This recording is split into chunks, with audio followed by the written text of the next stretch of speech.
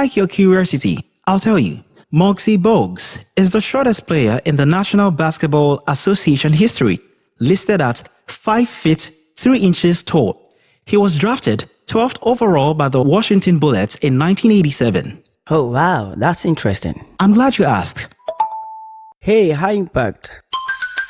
Hi, how may I help you? Which club is the first to win Champions League? That's very easy. Real Madrid. The first Champions League was won by Real Madrid during the 1955 and 1956 season. Oh, thank you. You're welcome.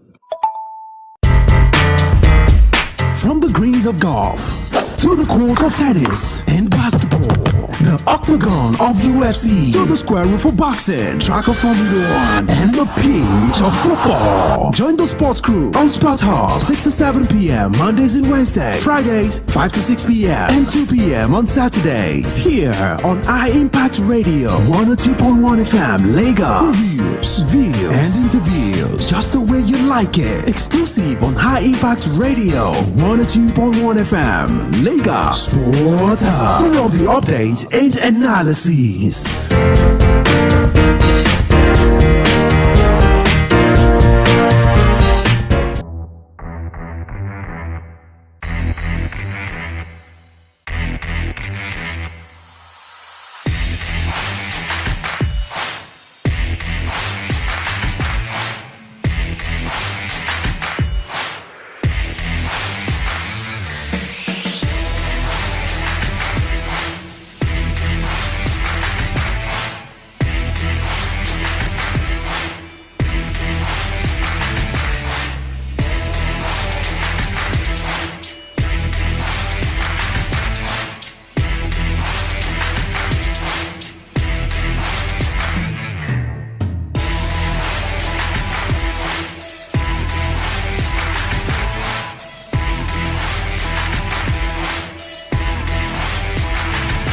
It's another beautiful weekend to talk sport. Sports Talk Show on iPad Radio 102.1 FM. One place where we get to serve you the very best of stories, making the rounds in the ever exciting, ever dynamic, and sometimes controversial world of sports. It's the penultimate day of the Olympic Games happening right there in the city of Paris. Upset, heartbreak. Sometimes I say so exasperated for Team Nigeria coming back home medalless. Because some people are still saying maybe there's a slim hope of maybe Toby Alobamuso competing in the finals. One of the 8 runners maybe missed out due to injury or something else. But then that is what we are hanging on to right now. Imagine a country of over 200 million citizens, inhabitants, we're going to the Olympics, coming back without a medal. And you see people of Nigerian descent winning laurels, medals for other countries where they represent right now. We take solace in the fact that this weekend is going to be the curtain raiser of football across Europe. Because yes, this afternoon we'll be seeing the first of the pre-season friendlies. Some people are calling it the pre-season friendly, but for some people it's serious business as usual. And it is going to be Manchester United up against Manchester City this afternoon, locking on to see who is going to be winning the first silverware of the new season. And on 14th it's going to be the UEFA Super Cup. So ladies and gentlemen, we're welcoming football back once again. Still talking about the Olympics, Spain for men football event against France. The bronze medal match was definitely an African matchup between Morocco and Egypt, and we saw what happened in that one. Morocco definitely thumping the Egyptians. Spain, you can talk about them winning everything winnable in a single calendar year. Is it the under-19 men's? Is it the men's? Is it the women's? Even to the Nations League. And now they are doing it at the Olympics. Just give it to them. The finals later today will be seeing Brazil and United States of America. Martha will be looking to end her career on a high note. And Emma Hayes, the woman who left Chelsea women's just last season and now less than 10 months in charge. She's going to be in charge of the United States women's national team in her quest to win a gold medal at the Olympics. I've got transfer updates for you on the show, just like we've been monitoring, and we'll be tracking a couple of news for you. Chelsea looking to secure their 8th goalkeeper. We don't know what Enzo Maresca is cooking, but yes, I tell you for sure, they are still in the market. It's no surprise, United fans, come closer. I've got a big news for you. Your team is still in the market after confirming 2 signings. There's still more work to be done because Eric Ten Hag came out and said, you know what, we know we still have a lot of holes to block, and we are going to be doing it before the start of the season. A couple players are going to be missing out in the match this afternoon. I will tell you more about it in the course of the show. For Arsenal, Mikel Arteta, we are still monitoring that. Yes, he's still on the hunt for Mikel Moreno to bolster the squad.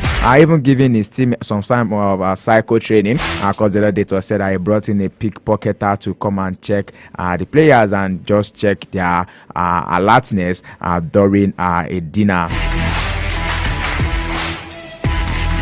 And yes, Martins Wimendi to Liverpool. We are monitoring that it's still in the works as well. So yes, our big weekend, I tell you, and it's about to go down. Just like I mentioned, let the banter begin. The flair. This evening, we can tell football is coming back. Rivalry is going to be rekindled, renewing hostility. Our friends will be turning into for 3 p.m. this afternoon. Manchester City against Manchester United. A City United by the game. It is what I'm thinking. Or you have a separate opinion. The final of the preseason friendlies. United will be looking to come up the clutch, or City, where a lot of people are saying they look a little bit weaker this season, because don't forget they've let a couple players leave already. Maybe one new person is joining the City side, that's Savio, who's coming from Girona.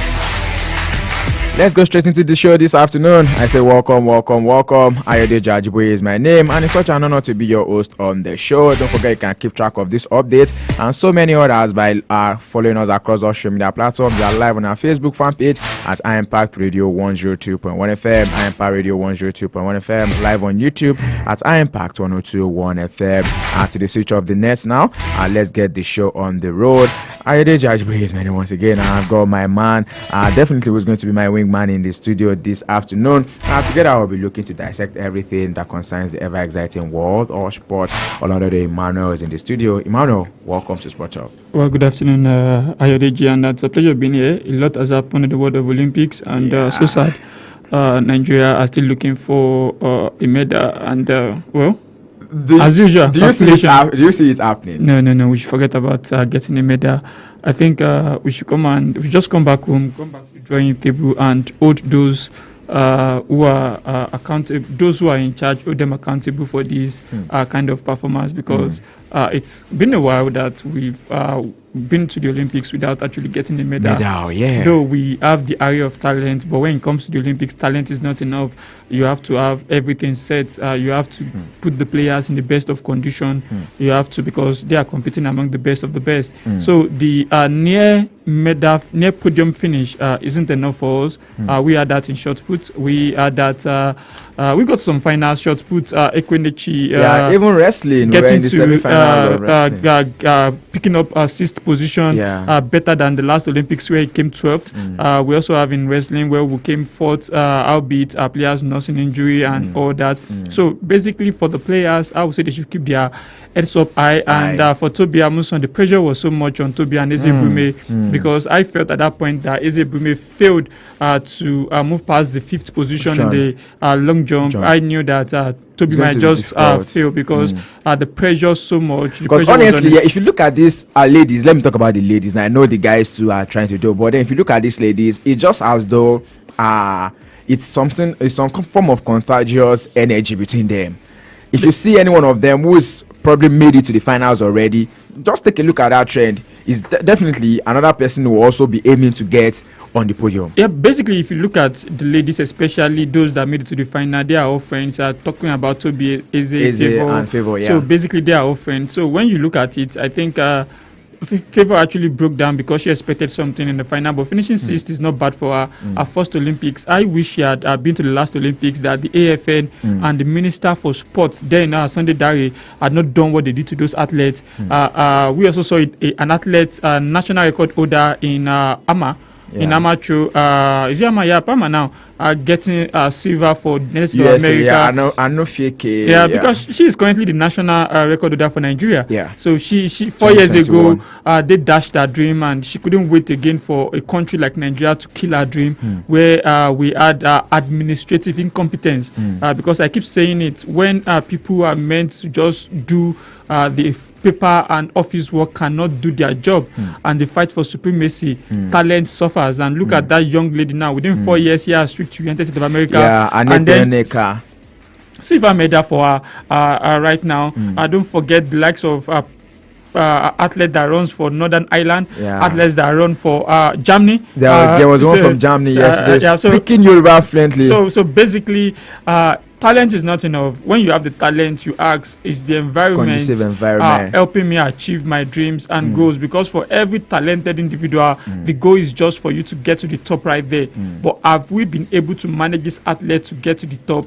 A lot of things is quite wrong with us, and until we admit that something is wrong with us, go back to the drawing board. Let all those charlatans who believe they are the best, let them leave that position. But it saddens me because most of those guys cannot be fired. You know what amazes me the most is the fact that for like we practically between us now we can talk about some 6-7 years on this job together, and in that 7 years we've still been seeing the same set of people running this sports ecosystem, the administration. Remember at the point in time we're always complaining about basketball federation, talk about engineer Musa Kida and the courts. We still need to talk about that basketball because basically they killed our basketball to have grown past the way it has grown right now. We had some ladies that pulled out at the last when they suspended basketball, and after going through the route for them to qualify in the Mali, France, for the FIBA Women Championship, and they denied them that right. Those ladies said they're not playing for Nigeria. Playing again. And I believe if you had those ladies playing for us at these Olympics, who will have done better. We saw games against two of them came back. Isn't it Kalu came back? No, they still came back, but basically we still have about 3 of them not playing. So it's quite crazy when you push yourself and then you say I'm representing my country. At the end of the day, your country is not even representing you. So it's a shame because of some men in Agbada who are tussling, who are fighting for power. Look at basketball has almost died down in Nigeria. Just now that we are trying to pick it up back and bring things back. So anything that goes on upward trajectory, you see some people putting on a barrier, pulling it down, and I call them charlatans in position of power. So basically, our sports right now, we need to get rid of charlatans in our sport. A former medalist at the Olympics, Gali, who came back to become the Nigeria Wrestling Association chairman. Also a commissioner in Bayelsa State as we speak. Basically, they complained then when he went to Canada and he absconded and he represented Canada. But with all his experience, we saw what he has done to wrestling. But basically, you see, look at those wrestlers. Most of those players are taking care of themselves outside competition time. I remember a story that was once told that a certain Nigerian athlete was called to represent Nigeria, and he told them that, do you know I've been injured for about 3 months? I've not been on the tracks. And you are still calling me to come and run. That means you don't even know what my well-being. You just feel like, oh, there's a competition. Let's call you to come and represent us. So basically, those are the aim of affairs needs to do better. But I have been talking about them doing better since year 2013, and I'm tired of talking about them doing better because that's over a decade. Because basically, they can't do any better. Because I've seen one come, I've seen soldier go, soldier come. Their barrack has still remained the same. And the funniest thing is, we've spent a lot on this Olympics. I understand if NOC and AFN are saying that they didn't get this Ministry of Sport didn't come in at the start until they got to the Olympics. But basically, a lot of money was spent on this Olympics. Honestly, I know we're going to get to this point. And in case you missed this, statistically, we spent close to 9 billion naira to send these athletes to Paris. 9 billion naira. I don't want to call it investments now, but I want to see it as though we've squandered it because there's nothing to show for it right now. 88 athletes went. For a country of over 200 million people, 88 athletes. Just 88 athletes could make it to the Olympics. You look at the number of gold medals won at the Olympics, just 3. Mary. Yeah. Dream Team. The Dream Team, yes. And the 4x400 meter teams. So those are just the 3 gold medals we've won at the Olympics. And then you look at how it is going so far. How did we get to this point that even a certain athlete, one athlete has more medal than us, more gold medal than us? Than Nigeria. 27 medals in all. I think that's what we won at the Olympics. 27 medals, yes, basically. Total. So 3 at the Sydney in 2000. 2004 Athens we had 2. 2008 Beijing we had 5. Yeah, that seems to be like one of the highest we had, and we had. What was her name? In London as well, we didn't have any medals. We had Blessing Okagbare giving us, I think, about 2. Was it 2? 2, yeah. Yeah, the long jump and also. So basically, we should come back home. The talent is there. But one thing in my dealing with sport at the grassroots level, one thing I've understood is the fact that it's more than you running. There's technique to everything. there is what you need to do to be the best, and that is what is missing in some of our athletes. For example, I can't blame someone like Nathaniel who started 400-meter hurdles 2 years ago, yes. and he still got to the finals. Yeah. So I can't blame. I think Nathaniel is one for the future, really. Yeah, I can't blame Ogasi. Konsola Jais was just an Ikorodu boy there who just made it to Obom University there, and now he's representing Nigeria. If the platform had been there for this kind of athletes, we don't need them to start getting scholarship to schools in US. Yes, before they we develop. can actually develop them here, but instead of people to focus on grassroots development, look at our football.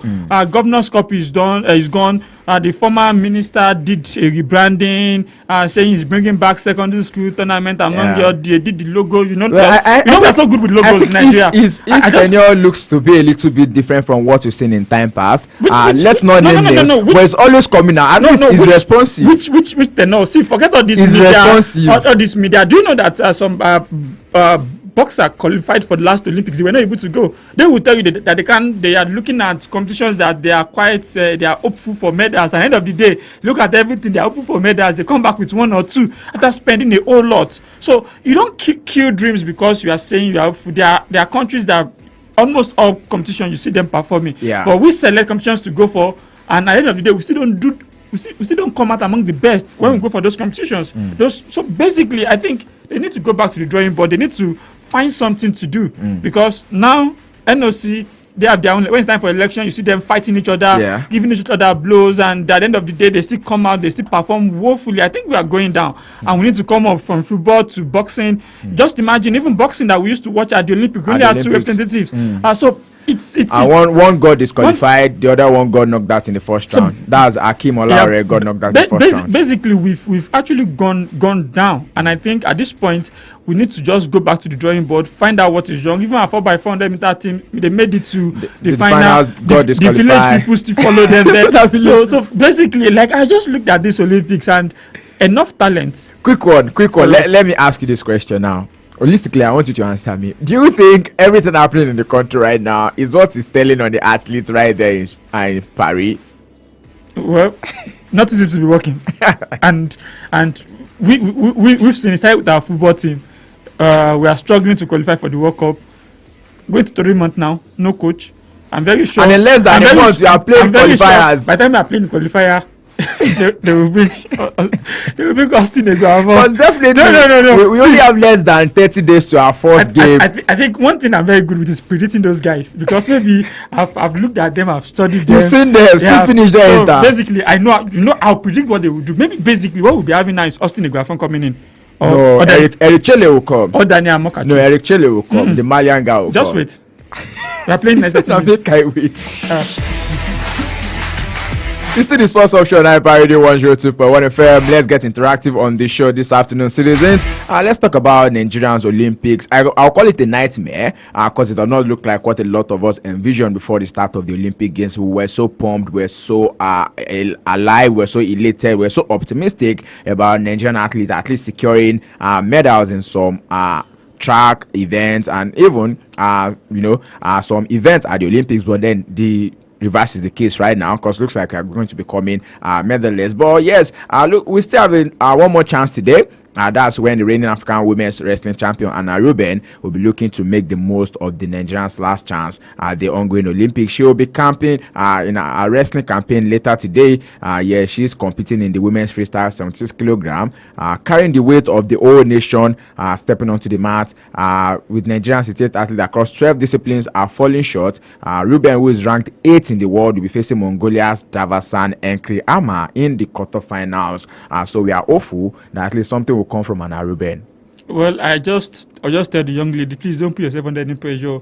Just go and do it for yourself, and per adventure you come out with a medal. You've done it for your country, because basically even the president carrying the weight of Nigeria is about to crumble. So basically, let's just leave it that way. Let the young lady do her thing. I have high hopes in her that basically she give us a bronze or silver medal, but maybe we not, so that won't come home empty-handed, and at least we have some fun fair at the airport. You understand? Because anytime we win something, those guys in Abuja, they know how to organize. But that is the brigade, and that is the beauty of it. No, let's be factual. That is the beauty of it. Take a look at St. Lucia now, when you get to the airport at St. Lucia, you see the morale out there right now. Welcome to the home of the world champion Julian Alfred. That is in the women's 100 meter. If you take a look at 200 meter, yesterday they had to declare a national holiday because they had to work half day. Because of Leslie Tebogo. Imagine we also have at least Favour Ofili being the 100 meter world champion. So basically, because of one man that will have declared public holiday. Why not? It's been a long time coming. We're not serious in this country. Those that met us, they've left us behind. Honestly, but look at Botswana. So look at Botswana. Look at Kazakhstan has a medal this year. Look at what was it called? I'm looking at this other African country that when we talk about sprints before, short distance races, sprints. Even South Africa won the 4x400. They won the silver medal. Yeah, South Africa also. So basically, look at all this country, and then you look at Nigeria. We're now bantering ourselves with Ghana. Do we even have, when we go to the Olympics, do we even talk about Ghana? We are breeders. So Ghanaians are now looking at us and like, people are now down now. We are complaining. So basically, see, those guys that manage sports in this country, I don't know what to say about them, but I think for me, it has to get to a stage that we just have to let them go, but they won't go the zero out. So basically, I don't know, but they seems to be out of ideas. They seems to be out of sorts. 4 years ago, it was them denying some athletes because they failed to provide their doping tests. They failed to comply with the doping regulations, which they should have informed the athletes. They don't do that. Yes. But, so a whole lot of things. You see most of these athletes, some of them are not actually on scholarship. Some of them that are not on scholarship. Some of them are also on scholarship. They don't have sponsors like that. Because one thing as an athlete is you need sponsors, you need endorsement. These are what will allow you to travel around the world, travel around countries. And this is what actually will allow you to go for international competitions because you have the money to travel. But most of them, they don't even have the sponsors. They don't have the endorsement like that. So it's quite hard for them to go for competitions. And when they come for the ones we organize, we don't even organize competitions right here in Nigeria like that for athletes to meet. At this stage, we don't have like more than one annual competition where they come together just to race. So it's quite sad, but I think this is the reality. Are we going to be seeing more of the Gloria Loziers in the coming years? Don't forget that the next Olympics is upon us already, Los Angeles 2028. Final, we already know that nothing's coming from Paris 2024. But looking forward to Los Angeles 2028, do you see more of the likes of Gloria Lozier or the Annette Ene of the Amatro, or I'm trying to remember the name of the lady that is representing JAM, though she does not really have any tie with athletics in Nigeria, but she has a Nigerian name, and you can tell that she's a lady of Nigerian descent. Name. Basically, what it depends on what they do when they come back. I expect them to come back to the country now. Look at their mistakes. Look at what they could have done right. Look at what affected the athletes. Basically, they need to do holistic diagnostics of Nigeria performance at the Olympics. Not at the Olympics, starting from the qualification. Why do our athletes not perform well? What are the reasons? When you find the reasons, find a way to work on the reasons. That's your shortcoming. I think the reason is not far-fetched, just the enabling environment. Take a look at the Tigress. I mean, it's so evident that what they needed was just to be very prepared, and then it was not there. Though, I mean, to some extent, they will tell us that they tried for them, they camped them in Germany before they had to travel to France. But even while they were camping them in Germany, we got the news that these ladies, you recall they played a game against Serbia, if I'm not mistaken. They played a game against Japan, if I'm correct. And then they had to travel for 8 hours by the road from one game to another. Yeah, that's what happened when people that don't have business with ESTA code travel with athletes. Because basically when the money is released, officials will travel. Officials will queue to travel. Yeah. Don't forget there was an Olympics that a tennis player didn't go with their coaches, but we had officials who doesn't even understand the history of ping pong game traveling to the right Olympics. There. There's an Olympics that officials went to collect Samsung phone that belonged to the athletes. There's an Olympics our athlete had to carry placards to protest. So you look at all these things and then you ask the question, will these people learn? See, I just look at them as people that will not learn, and then we just have to keep hoping that our athletes get the exposure They need. outside, and then they come and flag the flag of the country. Because for us back here, it's not about those who are administrators right now. It's about the athletes, them fulfilling their potentials, them fulfilling their dream. Every athlete wants to win. Fulfill your potential, fulfill your dream, and when you are done, you inspire millions to want to take to the track or the field. So basically, we've seen what the likes of Usain Bolt did in Jamaica. We've seen what Tebogo also would do in Botswana. Yes. So it's the way it goes. Once when I was growing up and we were doing a little bit of athletics, everyone wanted to be likes of Deji Aliu because he was the athlete we've seen the face of athletics in Nigeria. Then growing up, then it became Olusoji Fasuba. So everybody wanted to run like them growing up. So when we take to the field, you try to imitate them. You try to imitate them. So it gave a lot of people a platform. Now, Toby Loba Amuso had done something that every young girl wants to do, being an oddler. Now we're having another girl coming up as doing the odds for us, 100 meter odds. So no, that's for long jump. Long jump. We have another girl now that was second at National Games Festival. Also went to the African Championship in Douala. So basically, this kind of thing inspire others, though the environment may not be there. But you see some athletes who had gone up outside of Nigeria, looking at what likes of Toby had done, looking at what some other athletes had done, and they feel like, oh, let me go back home and represent Nigeria. Now we have another athlete, 110 meters or dus, a male athlete doing that right now. Came from United States for the championship that was held in Benin. So it's a whole lot that it gives inspiration to people to come. So I'll just urge the athletes to keep going. They should just look at those who are there to manage them as part of the problem they have, and find a way to, when people that want to manage you and be your solution and part of your problem, just look at it and find a way to find a balance. Not the balance, just look at it as a problem, and then in your own word find a way to overcome that problem. So when you learn not to do without them, you just flow, and then you try to get something. Alrighty, I mean, we cannot talk about the Olympics enough. Of course, it is talk of the town right now, and in case you missed it, this is the penultimate day. By tomorrow we'll be calling it a wrap on the Olympic Games right there in Paris. It's been an amazing tournament. It's been an amazing event. One of the global events happens every 4 years, and this one has nothing short of serving us exceptional scenes. We've seen the outbreak, we've seen the upsets, we've seen the merits across all nations. And then for Team Nigeria, once again, we say all the very best. The time to prepare for 2028 is now. Yes, right now, not even tomorrow. So let the NOC know what they are doing. So much to talk about, so much to look into in the ever exciting world of sport. And away from the Olympic stocks right now, let's talk a little bit about boxing before we make a switch to the tantalizing world of football. Sports Offshore 9 Radio 102.1 FM. Don't forget you can be a part of the show this afternoon. Simply call us up 0700 1021 1021. Let's get interactive. You can as well have your say on the show. 0700 1021 1021 is the number to call. And let's talking about boxing right now. Alexander Usyk says he wants a Joshua trilogy. Why is that? Basically, at this point, I think if you remember, I think some years back I said Usyk could actually come up that Joshua will run away from Usyk because he's a southpaw boxer, and you don't actually pound for pound. Southpaw boxer are one of the best people you can fight on a good day, because they always go out for it on their own day. So I've been saying it for years that Joshua Usyk, when it happens, Joshua is not my favorite to win. So if he's saying he wants a trilogy, I think it's left with Joshua.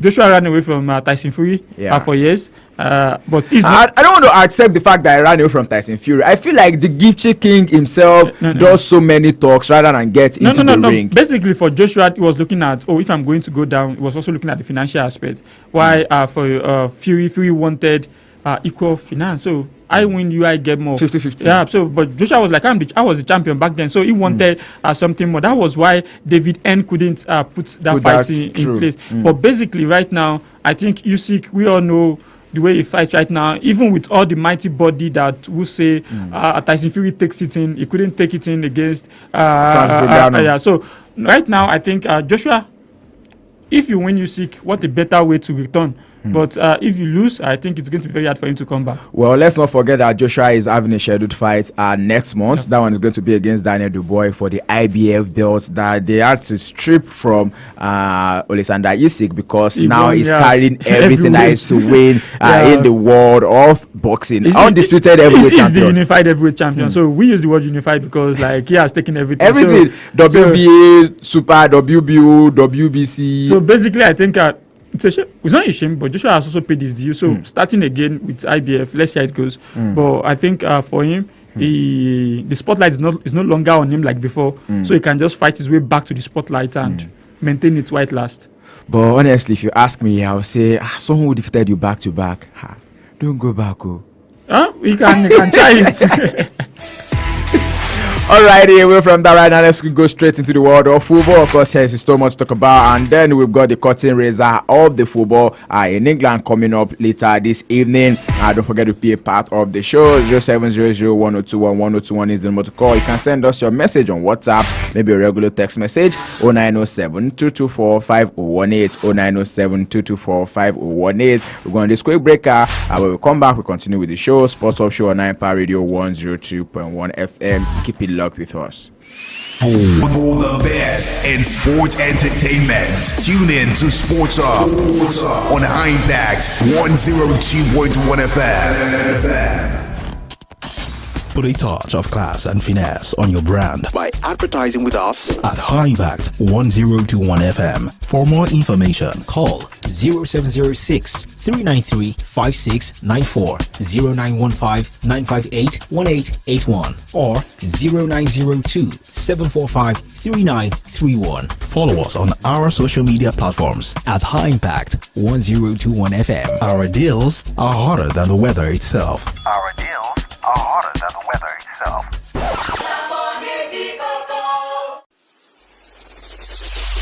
You cannot shake hands with a clenched fist. And so it is time to unclench.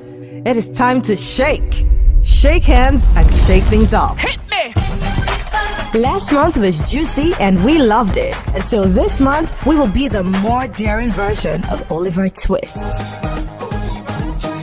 Please, sir, I want some more. What? Water and curry. We're not begging, we're telling. We want more, then more is what we're gonna get. Welcome to the audacity of August, where we have the guts, the boldness, and the confidence to ask for more. More great music, more good tidings, and more radio excellence. And the more you ask, the more we deliver. High Impact Radio 1021 is the gift that keeps on giving. Giving August a break?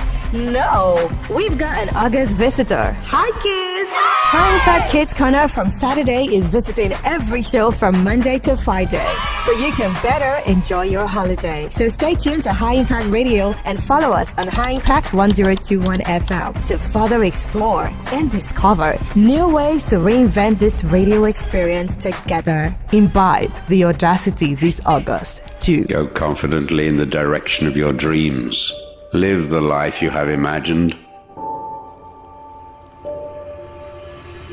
Hey, High Impact. Hi, how may I help you? I am curious. How fast does light travel? I see, you are very curious. Light travels really fast. It travels at 186,000 miles per second. Wow, thank you. Now you know. For the best in sports entertainment, tune in to Sports Up on High Impact 102.1 FM.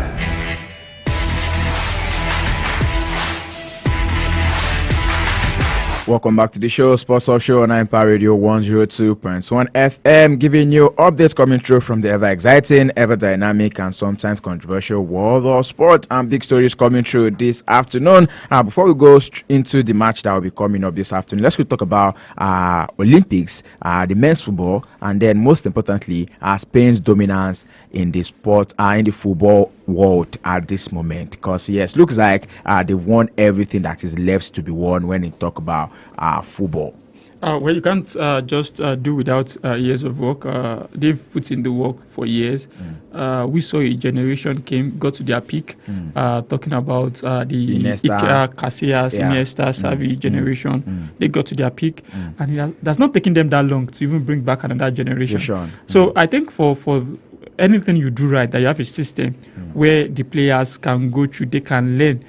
They don't play football in Spain. They teach the game. Football. So it's quite different when you take to the pitch with people who who learned the game. It's just like you going to school to learn medicine.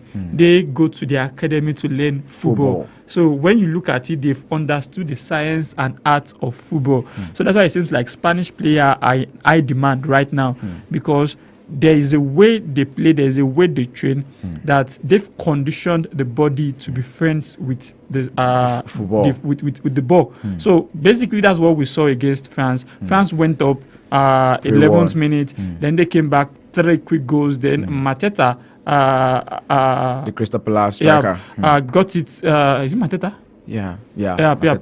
Got it for France in the dying minutes. Then extra time, their substitution.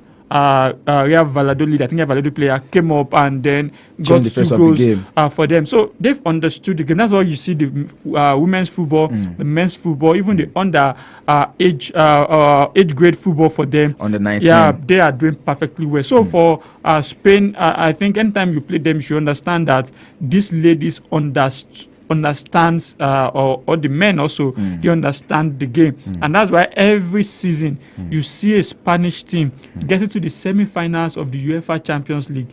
Every season you see their female team also doing very well in European games. So basically for Spain, since they start and the way they played from the tournament, I think it was only Morocco, I think in their group stage or something. Was it Morocco or Egypt that defeated them? Or was it Morocco? I think Egypt. For Spain? Yeah. Was Egypt. It was Egypt, yeah. It was Egypt that defeated them, and I think since then they bounced back. Lopez has been a player for me. Yeah, he has been a player for me. We need to talk about how they go about their managers. Just a couple days ago, we saw what I'm trying to recall his name now. The Spanish team manager, what he did at the just concluded European Championship, coming through from the under 19 straight to the under 21, and then being the manager of the national team. We have seen the same thing with Santidenia as well. The man who just managed the team to gold now is had a similar background. Okay, I was going to remember Luis de la Fuente. Luis de la Fuente. So it's now Santidenia now. Coached the under 17 boys for 8 years, 4 years with under 19, and now he's now won Olympic gold with the under 23 team. And very soon he's going to actually pick up a club in Spain to coach, and from there he goes to a big club. That's the way it works for them. So there's a way they play football. I keep saying it. You look at managers who are even thriving well now in the league. You have Pep Guardiola, Mikel Arteta, you have Xabi Alonso, you have all these managers. Don't forget Luis Enrique.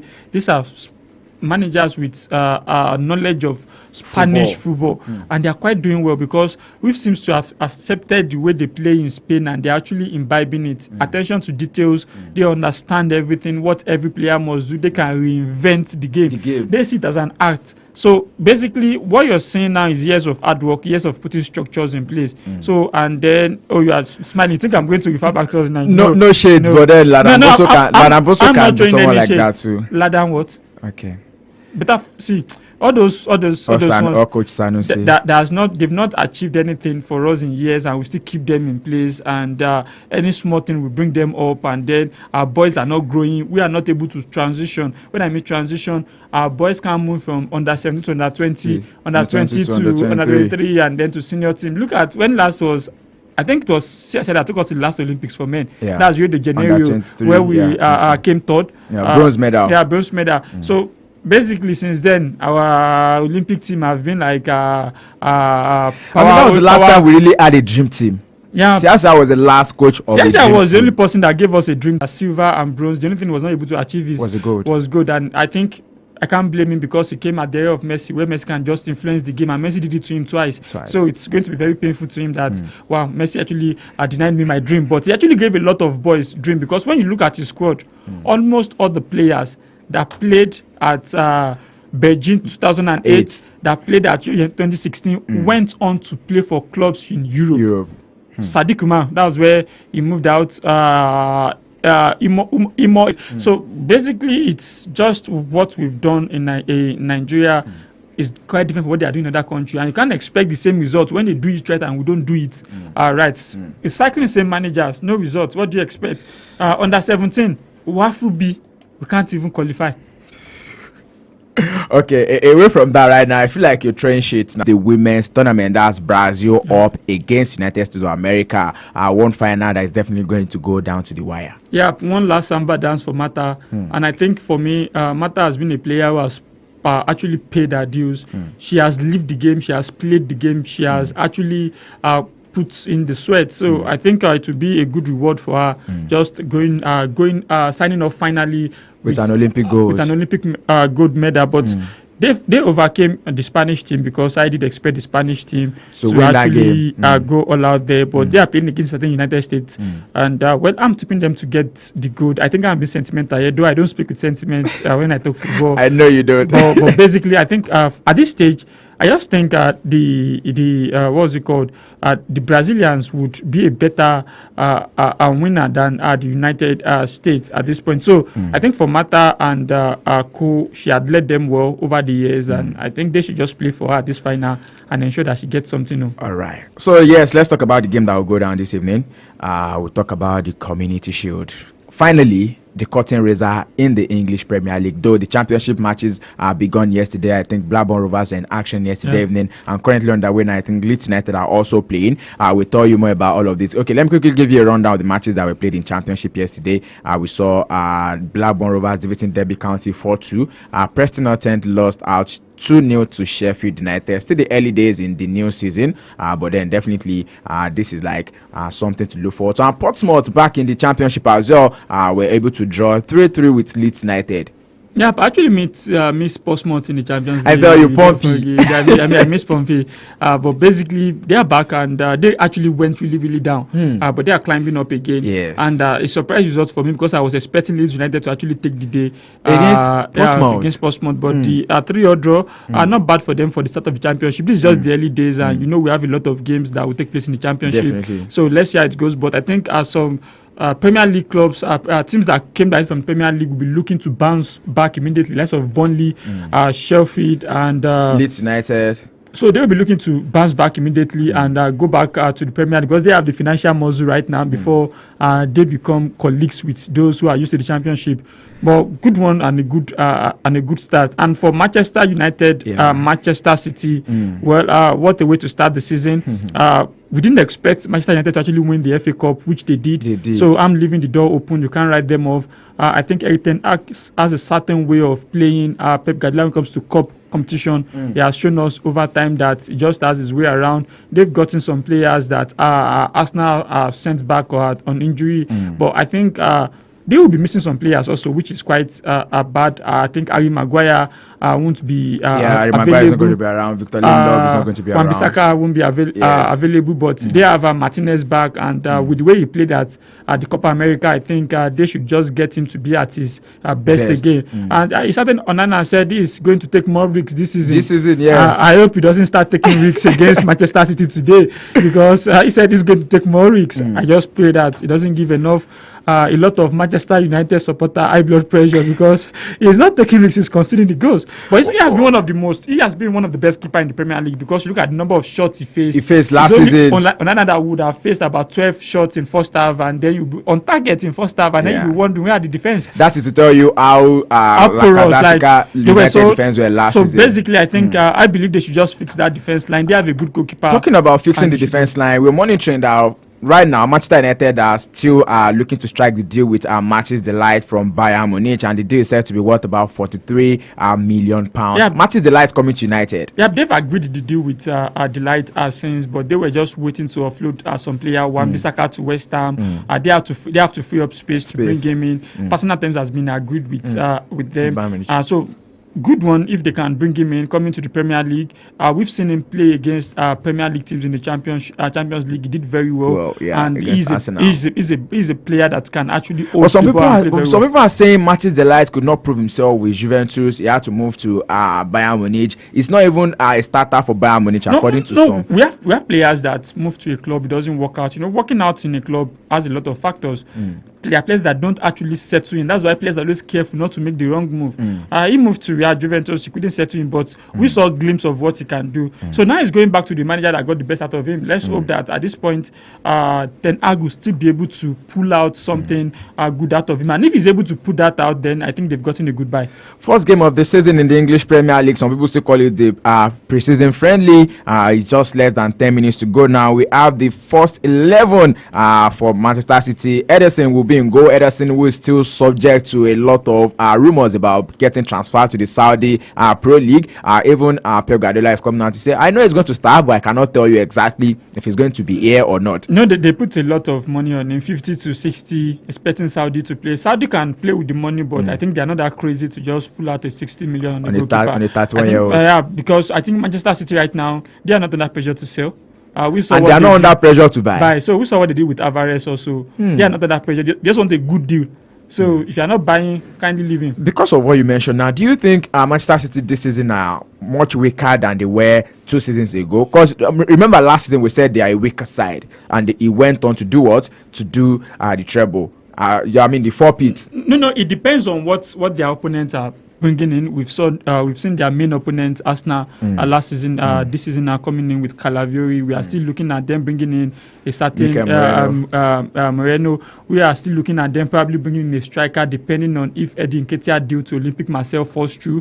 They will bring in another striker. So if your opponent actually are restocking, you also need to restock, because just 2 points gap last season. So an opponent that you have 2 points gap over last season, actually bringing in more firepower and upgrade to what they have, then definitely you also need to restock. But are they a weak side? No, it's not about them being a weak side. It's only that they might just be tired. Don't forget that they brought in Doku last season. Who happens to be a new buy. And then you look at their back line, they have enough players to cover that. There's Akanji. Yeah. Well, in this starting lineup now, I can tell you that it looks like Manchester United wants it more. Let me quickly give you a rundown. Ederson in goal. Akanji Emmanuel will be there. There's Bob O, the guy who's coming from the academy. And there you have Raheem Diaz is there. Jeremy Doku, Josko Gavidor. You have Erling Haaland, who is going to be starting. One man who gave a lot of defenders issues last season, but the injury he had at a point in time last season, I feel like he would have actually gone on to be the top scorer once again in the season. You just have Lewis, who is going to be there. Aureli is there, and McCarthy. So I can tell you the front three is definitely an academy. Yeah, basically Doku and just Doku, Haaland, and then Gavidor. Rico Lewis will play, I think, from midfield because he has used him more as an inverted left back or right back, most times. So that's how it's going to work. But you can't write them off. These young boys, I saw some of their preseason game, though they didn't kill the game, but they showed glimpses. They lost almost the same number of matches United lost during their preseason as well. Manchester City lost to Celtic 4-3. That one ended. They lost to was it Real Madrid? They drew Barcelona. They drew Barcelona. Okay, yeah. So I think preseason is not a way to judge teams. You don't judge them. Preseason is just getting the fitness. Well, United only won one of theirs though, and in goal is going to be Andrew Nana. Casemiro is going to be starting. Diogo Dalot will be starting. Amad Diallo, where a lot of people are saying maybe this is going to be his season to finally hold down his spot at United. He's also starting. We have John Evans, Bruno Fernandes, Harry Maguire is back in the block. Kobe Mainoo is back, Lisandro Martinez, Mason Mount, and also Marcus Rashford. I think for Manchester United, a new signing I would say is Mason Mount, if they can get him to be injury-free. We saw him, but he didn't play well last season, injury upon injuries. But let's see if they can get him to be fit. Once they get him to be fit, I think it's going to be a very good one for them. But with the lineups, I think at this point, Manchester United are showing that they want it more. But let's see how it goes. This game of football, 90 minutes by 5 p.m., we'll know who actually is the winner. All right, away from the talks right now, let's have your say as well. Who do you think will be coming out on top of this particular one? The curtain raiser rivalry is about to be rekindled right there at a city that is united by the game. Playing at Wembley for the first time since 2011. United were the last one winning 3-2 in that encounter. We're looking forward to see the outcome of this day, and hopefully Maybe I don't want to be partisan now, but I really do feel the red side should be able to do one against them. And let's talk about a little bit of transfer before we call it a wrap on the package. Once again, Frankie de Jong is still in the question about transfers away from Barca, and it has been like this for the last 2-3 summers now. De Jong is going to leave, and the last year was just about De Jong and Eric Ten Hag at Manchester United, and it didn't work out. Now De Jong again. Barca are definitely looking to get in new players, and they've already agreed a deal for Dani Olmo from RB Leipzig, and we still know that they want to sign maybe Nico Williams. Yeah, but I think they have a lot of attacking players. They just need wing players, and I think someone offered them Kingsley Coman, and I'd be like, who's offering you Dembele 2.0? Oh, wow! So basically, I think for Barcelona they have a lot of attacking midfield players. They just need a lot of attacking wingers. They need people to, especially I think is it left wing right now, where they have only left wing. So they need players to come in. Nico Williams, but I don't know whether Nico Williams will be actually leaving Bilbao this season, because they were on it, and now it's Dani Olmo they are getting. And if you look at the fee for Dani Olmo, quite high in my own belief, but they feel like they need him close to 63 million. They feel like they need him. So let's it be before De Jong. Is he going to leave? Only time will tell. But I still see him staying at Barcelona this season. De Jong sitting at Barcelona this season. Away from that, now let's talk about Chelsea, and then we use Chelsea to wrap up the show.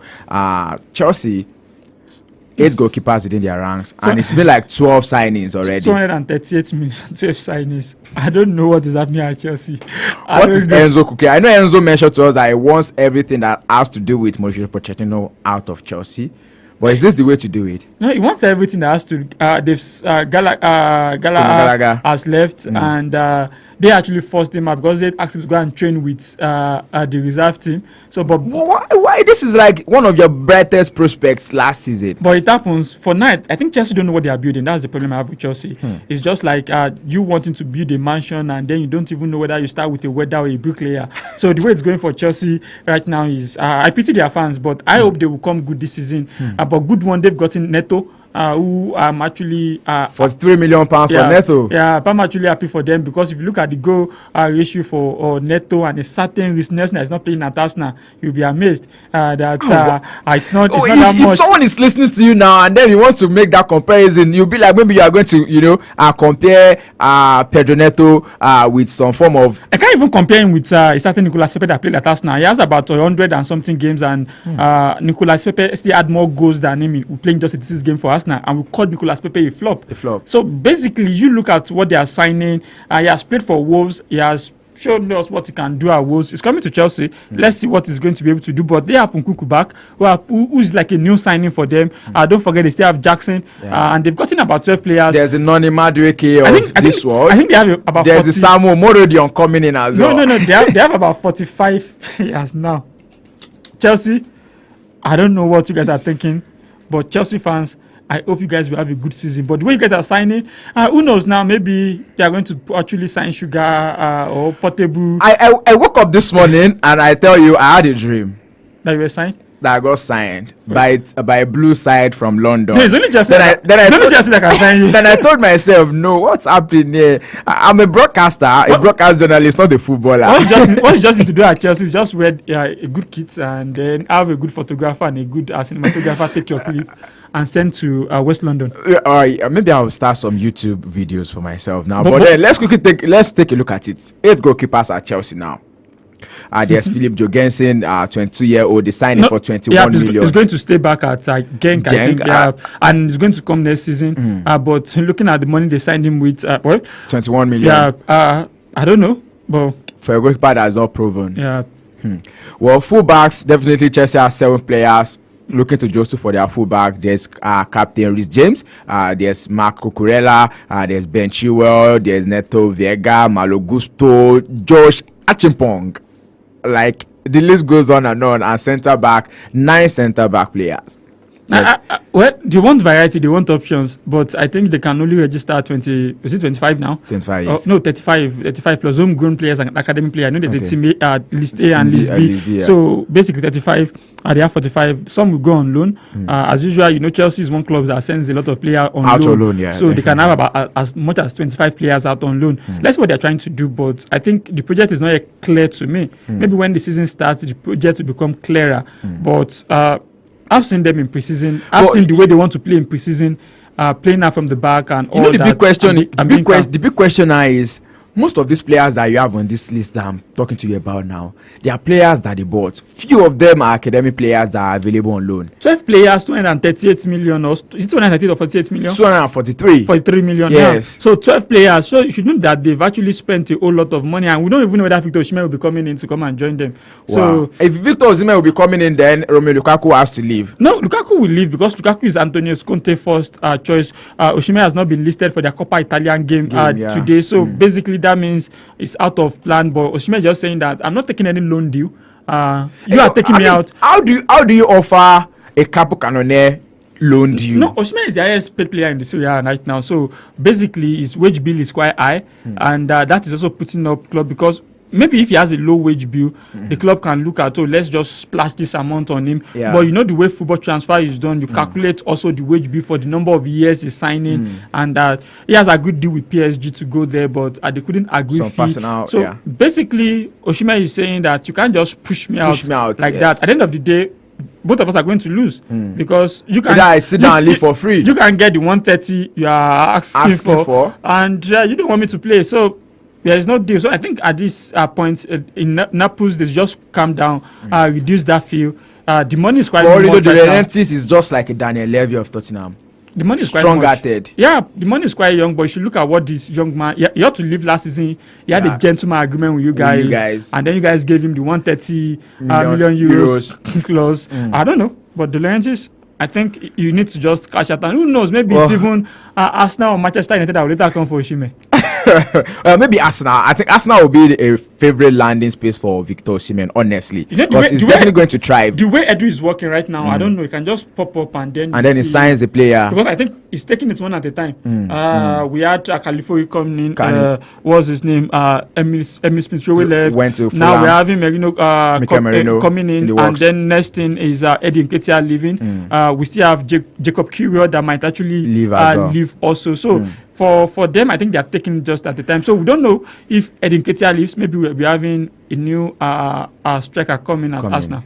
In case you missed this, Tottenham Hotspur now have a new striker, Dominic Solanke, has signed from Bournemouth in a deal that is worth £65 million. I wasn't expecting that actually, and news came fast. Though Tottenham and Bournemouth denied it at first. I think that was about yesterday. And then just yesterday, everything just popped up so fast, and the deal was concluded. At the point, it was as though Ivan Toney was the one who was going to go to Tottenham Hotspur. I think Ivan Toney is just one of the most unlucky players for me, from trying to go to Arsenal to other clubs. And the scandal came and all that, and that has affected him a little. Okay, so yes, Solanke will join Bournemouth for £19 million from Liverpool. It's understood to still have a 20% sell-on clause. A big win for Liverpool, by the way, if you ask me, getting 20% of the £55 million that is going to be sold for £10 million in add-ons for the 26-year-old. And that's how I'll be calling it about on the package this afternoon. Many thanks to Emmanuel Olonode for joining me on the show. Tell us something before you go. I know you are a man of so many words, but just give it to us. Well, I'll just tell our listeners there to just enjoy their weekend, have fun. It's actually in Lagos when you have time to have fun. Just have fun, and when you have time to relax, because the hustling and bustling of Lagos starts again. It doesn't stop. So enjoy your weekend. The city that never sleeps. Yeah, enjoy your weekend, and keep on doing sports. That's the much we can serve to you on the show this afternoon. Don't forget that it's kicked off already. The curtain raiser in the English Premier League. Talk about football. Yes, the community shield between Manchester City and Manchester United. Go out for now there. Stay safe, citizens. Go out there and be the best version of yourself. Ayode Jajiboye signing out. I'll see you when I see you once again. I'll be back on Monday with the Sports Talk Show from 6 p.m. down to 7 p.m. Weekdays 10 a.m. to the flip side of 10 is Sport in a Jiffy. Olusegun Daniels is still here to take you through the rest of your Saturday afternoon on the Saturday OK Show on Empire Radio 102.1 FM. Don't cheat on us, citizens.